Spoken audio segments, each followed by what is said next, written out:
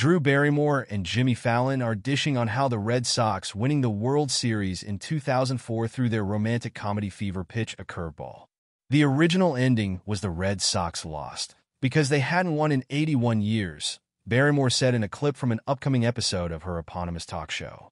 In 86 years, Fallon corrected her, continuing, "In the original ending, we were dressed as old people in the future. We found our way, and they finally won the World Series in the future.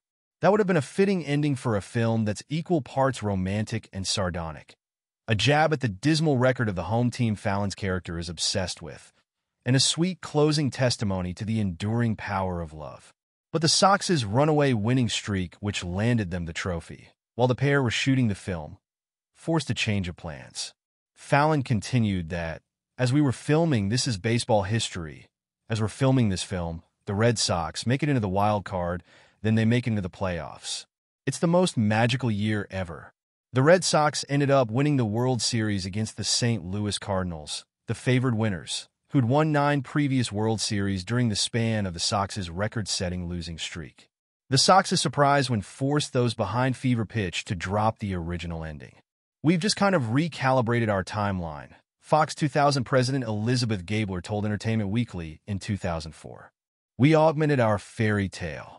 As the Red Sox's dream was realized, our couple's dream is also realized." Nick Hornby, who wrote the novel Fever Pitch was adapted from, requested to please tell the people of Boston that I am claiming personal responsibility for this. Barrymore and Fallon were at the final game in the World Series.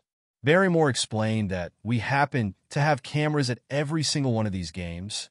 She continued, "So we were flying down to the final game of the World Series, and Fox Sports said, 'We'll let you use our cameras.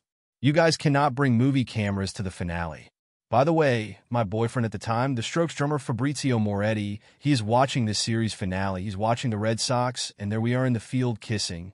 At the end of Fever Pitch, Barrymore and Fallon share a final romantic kiss on the field after the Red Sox's victory. But when footage of their kiss aired, Fallon explained that no one knew anything because they were like, "What movie?" No one knew that we were doing a movie.